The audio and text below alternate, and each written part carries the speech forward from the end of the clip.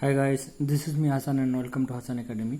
तो हम लोग डिस्कस कर रहे थे नाइपर जेडब्ल्यू रिलेटेड कुछ प्रीवियस ईयर क्वेश्चन, जिसमें ऑलरेडी 4 वीडियो अपलोड हो चुका है। आप चैनल में जाके देख सकते हैं। ये वीडियो नंबर 5 होगा, जिसमें हम लोग और कुछ प्रीवियस ईयर का क्वेश्चन डिस्कस करेंगे।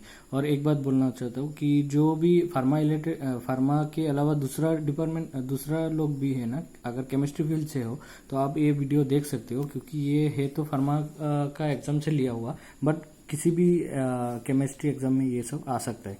ऑलमोस्ट सभी से सेम ही है, कुछ डिफरेंस है नहीं यहाँ पे। तो आज हम लोग टोटल 6 क्वेश्चन डिस्कस करेंगे। उसमें से पहला 3 क्वेश्चन होगा HNMR रिलेटेड, उसके बाद 2 होगा lambda max find out, that means Woodward Fisher का होगा, यूवी विजिबल का, और एक क्वेश्चन प्योर केमिस्ट्री फील्ड से होगा। तो चलो देखते हैं ये क्या है। तो सबसे पहले ये क्वेश्चन नंबर 1, जिसमें पूछा है how many peaks will be observed in HNMR spectra of diethyl ether. तो इस क्वेश्चन में यहाँ पे मैंने H लिख दिया, बट ओरिजिनल क्वेश्चन में H बोल के नहीं दिया था, ओनली NMR स्पेक्ट्रा दिया था।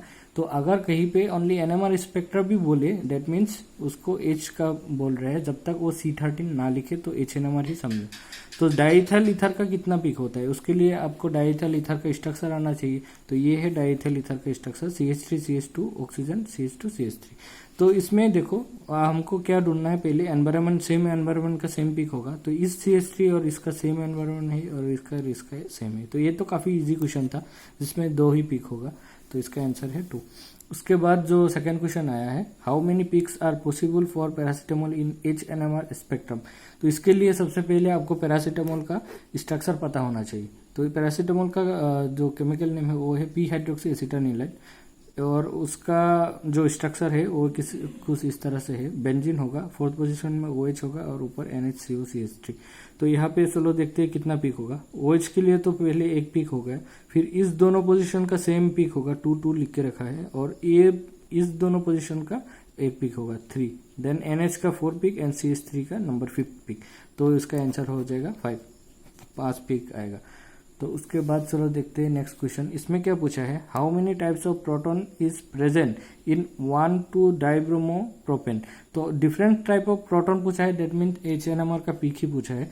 तो एक सेम चीज है। तो यहाँ पे प्रोपेन के बारे में पूछा है, तो पहले तो आप प्रोपेन लिख लो, 1 2 3 कार्बन डिस्ट्रीब्यूट करो, और 1 2 पोजीशन में ब्रोमीन दे दो, और उसके बाद जो भी पोजीशन रहे उसमें हाइड्रोजन फिट कर दो।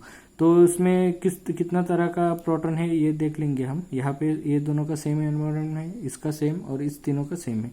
तो 3 तरह का प्रोटॉन है। तो इसका आंसर हो जाएगा 3।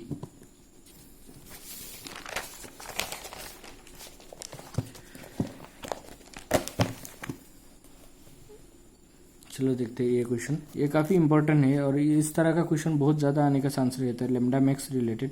हालांकि बाद में जब नाइपर एग्जाम के बाद में जब डिटेल्स पढ़ाऊंगा, तब यूवी विजिबल में ये पूरा मैं डिटेल सिखाऊंगा कि किस तरह से वुडवर्ड फिशर रूल पूरा अप्लाई किया जाता है।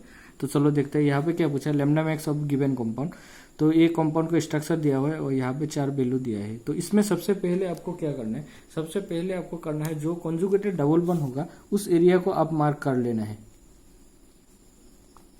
सपोज ये वाला कॉन्जुगेटेड एरिया हुआ, तो इस एरिया को आपको मार्क करना है, और इस एरिया को बोलते हैं क्रोमोफोरिक रीजन। तो यही एरिया रिस्पॉन्सिबल होता है यूवी लैम्डा मैक्स के लिए। और इसके बाद इस एरिया से क्या क्या अटैच है वो सब काम करेगा एज ए ऑक्सोक्रोम, उसका लैम्डा मैक्स को बेस वैल्यू को इंक्रीज करने में हेल्प करेगा। तो इस एरिया से क्या क्या बॉन्ड अटैच है उसको हम लोग मार्क कर देंगे, नंबर 1 2 3। और ये वाला एक्चुअली ये तो सब्स्टिट्यूशन है, ये मिथाइल ग्रुप है, इसलिए इसको भी ले लेंगे, क्योंकि दोनों का वैल्यू 5 ही 8 होता है।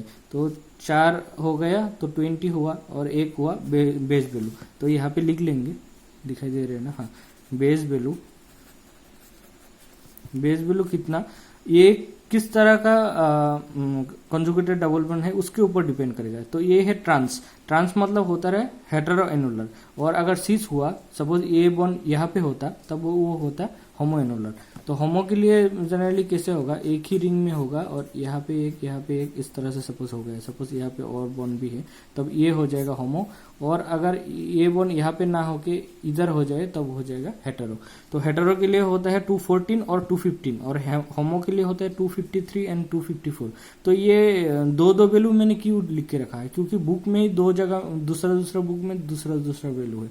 बट ओरिजिनल बात यह है कि अगर आप 253 होमो का ले रहे हो तो हेटेरो का 214 लेना पड़ेगा। उस दोनों का बीच का डिफरेंस जो है ना वो 39 होना पड़ता है। तो चलो ये तो हो गया हेटेरो के लिए हम लोग ले रहे हैं 214 यहाँ पे। और उसके बाद वो जो उसके साथ अटैच था ना बेस वैल्यू के साथ, उसका कितना होगा, उसका साइड चेन का होगा सपोज 20। इसको भी ये सब्स्टिट्यूशन को भी मैंने साइड चेन में ले लिया 20।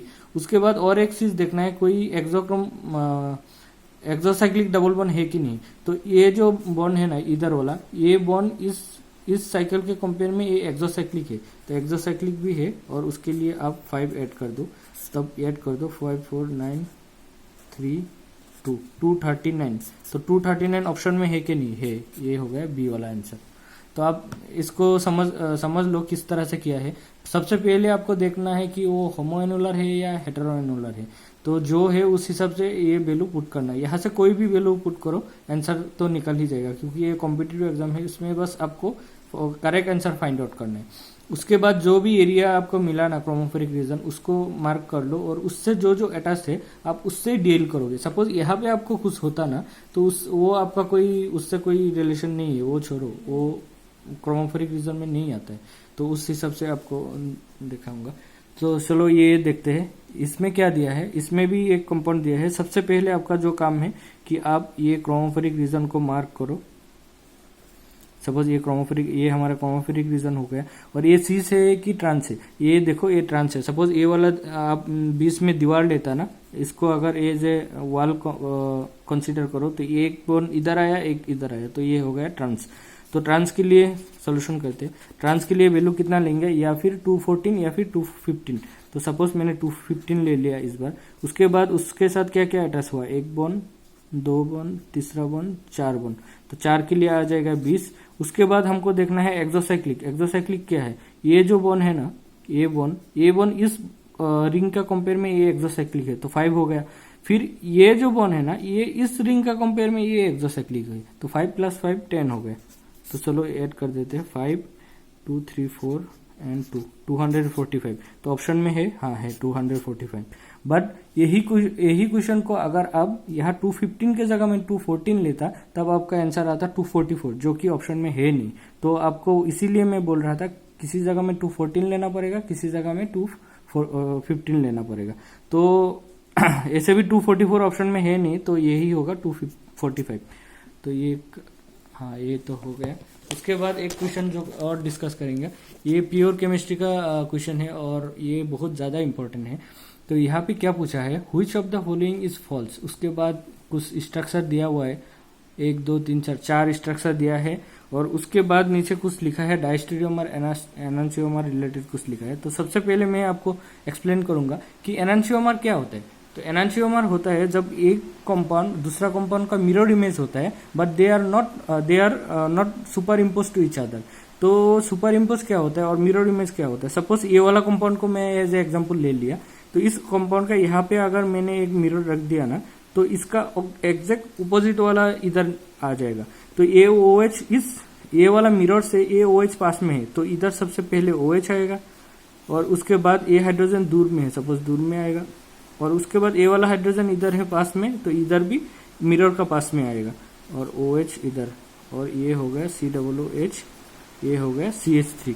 तो ये कंपाउंड इसका मिरर इमेज है एक दूसरे का, but they are not superimpose. Superimpose का मीनिंग क्या है, इस कंपाउंड को अगर उठा के यहाँ पे बिठाने चाहो ना तो आप बिठा नहीं पाओगे। सपोज मेरा हैंड ही ले लो, ये मेरा लेफ्ट हैंड है और इसका मिरर इमेज बन जाएगा राइट हैंड, बट मेरा लेफ्ट हैंड को राइट हैंड के ऊपर आप सुपर इम्पोज नहीं कर सकते हो। मेरा ये जो थंब है ना, ये यहाँ पे थंब से नहीं मिल रहा है, ये इधर आ जाएगा।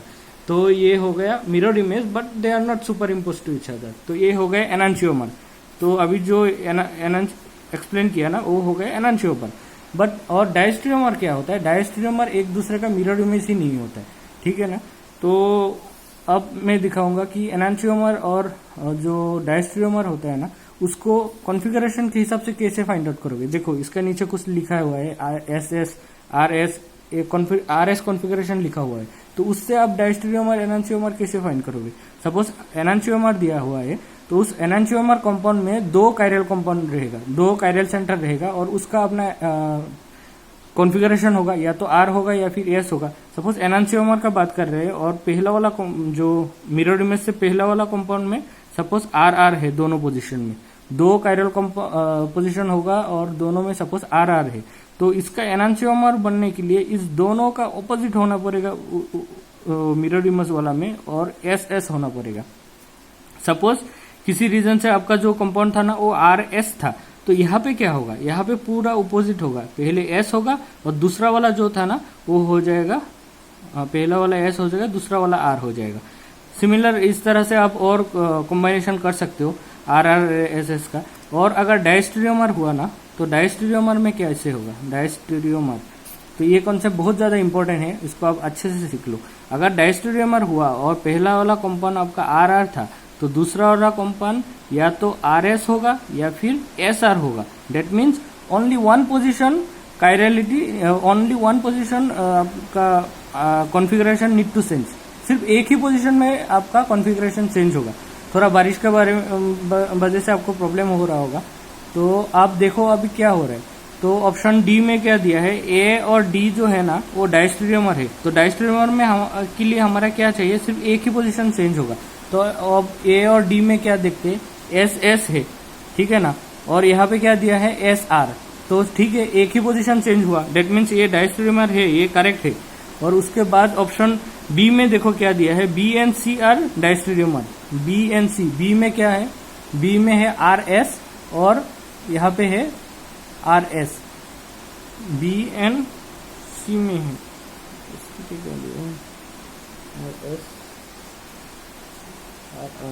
सॉरी ये R है, तो ये B में है RR, यहाँ पे है RS, तो हाँ ये भी करेक्ट है। और A और C का पूछा है डायस्टेरियोमर बोल के, A में क्या है SS है और उसके बाद यहाँ पे क्या है RS, उसके बाद मतलब ये भी सही है, एक पोजीशन चेंज हुआ मतलब डायस्टेरियोमर है। और उसके बाद लास्ट वाला नंबर 1 वाला क्या दिया है, A एंड B आर डायस्टेरियोमर, तो SS था, SS का पूरा ऑपोजिट हो गया इधर RR, तो ये तो गलत है और गलत वाला ही वहाँ पे हम लोगों को पूछा है, फॉल्स वाला, तो ये हो गया हमारा करेक्ट आंसर। तो ये तो था बस आंसर था। और सबसे पहले RS कॉन्फ़िगरेशन कैसे निकालता है उसके लिए आप मेरा पहला वीडियो में जाओ, वहाँ पे आपको सीखना मिल जाएगा। सपोज आपको पोजीशन देना होता है, ये सपोज वन पोजीशन है और इसके बाद ये हो गया 2 और ये हो गया 3, तो इसको आप घुमाओगे तो ये एंटी क्लॉकवाइज हो रहा है। एंटी क्लॉकवाइज मतलब S होना चाहिए, S होना चाहिए, एंटी क्लॉक नहीं, ये तो क्लॉकवाइज हो रहा है, क्लॉकवाइज मतलब R होना चाहिए। बट ये जो हाइड्रोजन है ना, ये फिशर में ये वाला हाइड्रोजन इस बॉन्ड में जो भी रहेगा वो एबव द प्लेन होता है, तो R जाके S बन जाएगा। और गाइस मैं एक बात बोलना चाहता था कि देखो ये तो मैं तो केमिस्ट्री और जो भी एनालिटिकल चीज़ है उसका दिखा रहा हूँ, बट आप में से किसी का भी अगर कॉलोजी रिलेटेड कुछ प्रॉब्लम है ना, तो एक चैनल है फार्मापीडिया बोल के, जिसका लिंक मैं डिस्क्रिप्शन में दे दूंगा, आप वहाँ पे जाके पूरा डिटेल्स देख सकते हो। वो भी मेरा फ्रेंड ही है, नाइपर पास आउट है, तो उसके चैनल में ऑलमोस्ट 70 to 80% कोलोजी, पूरा ओनली कोलोजी पूरा दिया हुआ है, 70 to 80%, तो आप वहाँ से कोलोजी जाके सीख सकते हो। तो thank you for watching this video, please do subscribe and share. तो ये आप स्क्रीनशॉट ले लो अगर आपको वीडियो में अच्छे से नहीं आ रहे हैं ना। ये दोनों ऑप्शन को काफ़ी अच्छे से याद रखना कि होता क्या है। अगर RR है तो RS होगा, एक पोजीशन चेंज होगा डायस्टेरियोमर में, और एनांशियोमर में दोनों पोजीशन का कॉन्फ़िगरेशन चेंज होगा। तो thank you for watching this.